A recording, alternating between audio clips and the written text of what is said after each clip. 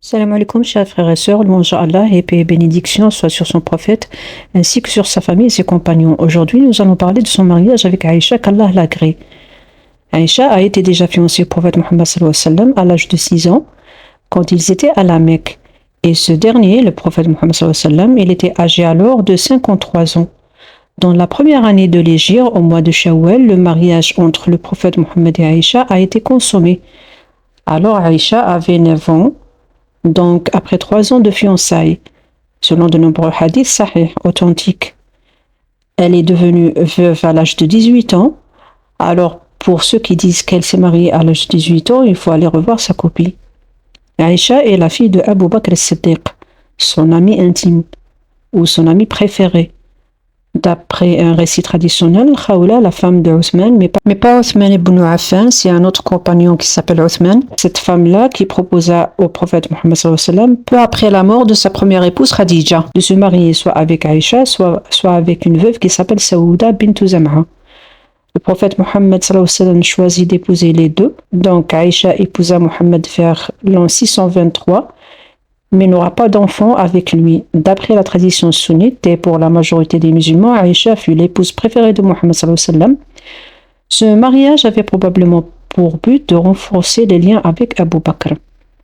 Dans Sahih al-Bukhari, volume 5, livre 58, Aïcha rapporte elle-même l'histoire suivante. Elle dit « Le prophète m'a fiancée alors que j'étais une fillette de 6 ans.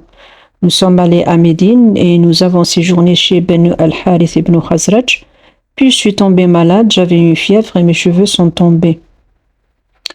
Plus tard, mes cheveux ont repoussé et ma mère, Romaine, est venue me voir alors que je jouais dans une balançoire avec des amis. Elle m'a crié dessus, elle m'a appelé en me châtiant, c'est-à-dire elle m'a crié dessus « Pourquoi tu joues? C'est le jour de ton mariage, tu es en train de jouer. » Alors je suis allée vers elle sans savoir ce qui se passe. Elle m'a attrapé par la main et m'a fait attendre à la porte de la maison. J'étais à bout de souffle. Et quand j'ai commencé à respirer, quand elle a repris son souffle, sa mère a pris de l'eau. Elle raconte, elle m'a frotté le visage et la tête, c'est-à-dire pour lui laver la tête et le visage. Elle raconte, puis elle m'a fait entrer dans la maison. Dans la maison, il y avait des femmes des Ansar, c'est-à-dire des partisans, qui fêtaient l'événement. Quand elles m'ont vu, elles m'ont dit « Félicitations, bénédiction d'Allah et bonne chance, que tu sois heureuse ». Elles me confiaient alors à elles et elles me préparèrent au mariage. Elles m'ont lavé mes cheveux et se mirent à me parer. De façon inattendue, l'apôtre d'Allah, le prophète Mohammed sallallahu alayhi wa sallam, est venu me voir dans l'après-midi. Il était en présence d'hommes et de femmes de Ansar et ma mère m'a remise à lui et a fait des invocations pour nous, que Allah vous unisse dans le bonheur, alors que j'étais une fille de 9 ans.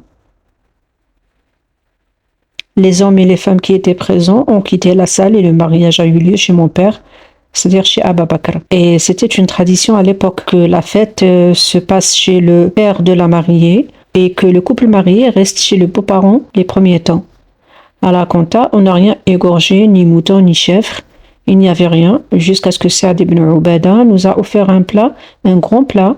Il a l'habitude de faire ça. Dans Sahih Muslim, Aïcha, qu'Allah soit satisfait d'elle, a rapporté que l'apôtre d'Allah, que la paix soit sur lui, l'a épousée lorsqu'elle avait 7 ans et qu'il l'a emmenée chez lui comme mariée lorsqu'elle avait 9 ans et que ses poupées étaient avec elle. Et le saint prophète est mort, elle avait 18 ans.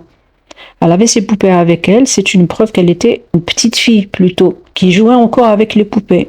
Dans Sahih al-Bukhari, il y a un autre hadith qui raconte que Aïcha a rapporté « J'avais l'habitude de jouer avec les poupées en présence du prophète, et mes amies filles jouaient avec moi aussi. Quand l'apôtre d'Allah entrait l'endroit où je vivais, elle avait l'habitude de se cacher, mais le prophète les appelait pour qu'elles se joignent et jouent avec moi. L'imam al-Bukhari explique que jouer avec des poupées et des représentations similaires est interdit, mais c'était autorisé pour Aïcha à ce moment parce qu'elle n'était qu'une petite fille, n'ayant pas encore atteint l'âge de la puberté. Fin de hadith. Ceci en ce qui concerne l'histoire de son mariage avec Aïcha. Les émigrés de la Mecque, compagnons du prophète Mohammed sallallahu alayhi wa sallam, quand ils ont atteint Médine, ils ont attrapé une fièvre et ils ne se sont pas habitués au climat de Médine. Elle raconta que les compagnons du prophète Mohammed se sont plaints de la fièvre. Abu Bakr, son père, tomba malade, Bilal aussi.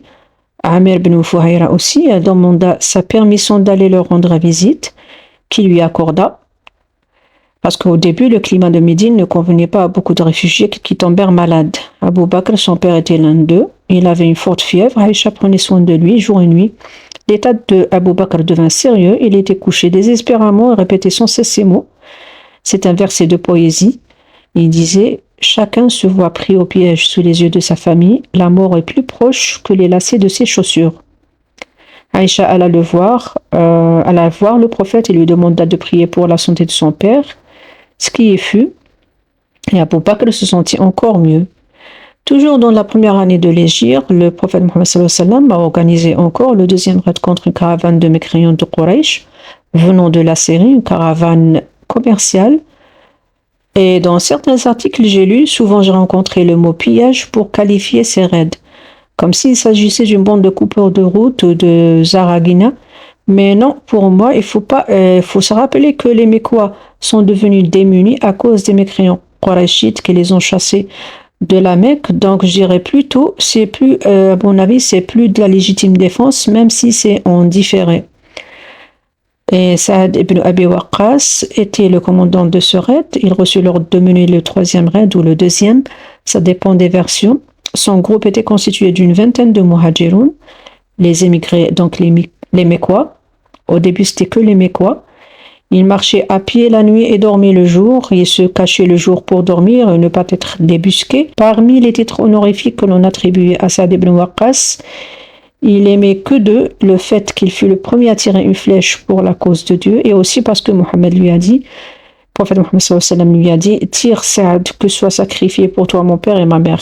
On dit que ces deux armes les plus efficaces, c'était ses tirs et ses invocations. Donc, ce raid fut mené près d'un mois après le second. Le prophète Mohammed sallallahu alayhi wa sallam donc n'a pas participé à ce raid. Saad avec ses soldats sont arrivés à la vallée de Harar après 5 jours de marche. Ils ont reçu l'ordre du prophète Mohammed sallallahu alayhi wa sallam de s'arrêter là, de ne pas dépasser cette vallée. Et là, ils tendirent une embuscade dans la vallée de Harar. C'était sur la route de la Mecque.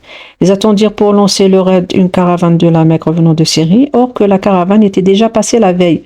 Et les musulmans retournèrent à Médine sans combattre. Donc il n'y avait ni perte humaine ni matérielle.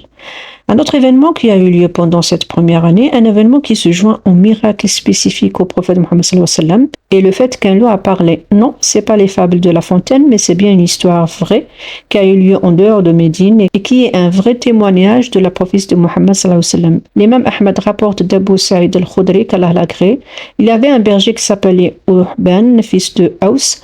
Un jour, il emmena son troupeau de moutons paître en dehors de la cité de Médine. Le troupeau se dispersa dans le pâturage et le berger prit place au sommet d'un rocher. Quelques minutes plus tard, un grand loup s'attaqua à l'une des brebis. Alerté par ses cris, le berger Urbain s'élança aussitôt en direction du loup et lui ôta la brebis et il la tira vers lui en brandissant son bâton et en poussant des hurlements. Donc il sauva sa brebis et le loup s'éloigna un peu. Il se mit sur ses deux pattes arrière tandis que la brebis rescapée rejoignit le troupeau. Le loup jeta un regard de reproche au berger. Il lui dit « Ô esclave d'Allah, n'as-tu pas peur d'Allah? Tu m'as privé de ce que Allah m'a donné. » C'est-à-dire que le loup reprochait au berger de ne pas l'avoir laissé manger la brebis. Stupéfait d'entendre le loup parler, le berger s'exclama. Il dit « Quel prodige! Un loup assis sur ses pattes arrière qui parle avec le langage des hommes ?» Le loup répondit « Veux-tu que je t'annonce ce qui est plus prodigieux de ce que tu viens de voir ou d'entendre ?» Il lui dit « Mohammed, c'est un homme qui habite Yathrib, au Médine, et qui fait découvrir aux gens des événements qui se sont déroulés dans le passé. » Le berger se leva alors et rassembla sur le champ son troupeau, prit le chemin de Médine avec son troupeau, le parqua dans un quartier de la cité quand il arriva là-bas, puis allait rapporter le miracle à l'envoyé d'Allah alayhi salam. Il chercha le prophète. Quand il le rencontra, il lui raconta l'histoire. Le prophète sallam, après avoir écouté cette histoire, il fit l'appel à la prière en commun.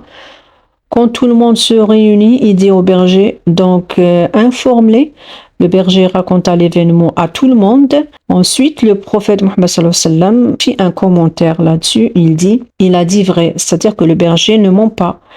Par celui qui détient l'âme de Mohammed en sa main, c'est-à-dire par Dieu, il a juré par Dieu que l'heure ne viendra pas avant que les carnassiers ne parlent à l'homme, comme ce fut avec ce berger, que le bout de son fouet ne lui parle, c'est-à-dire si cet homme, n'importe quel homme, a utilisé un fouet pour frapper quelqu'un, l'heure viendra, l'heure, c'est-à-dire le jour de la résurrection, viendra quand ce fouet dénoncera ce que son propriétaire a fait de mal avec son fouet. S'il a frappé, torturé quelqu'un, ce fouet va le dénoncer.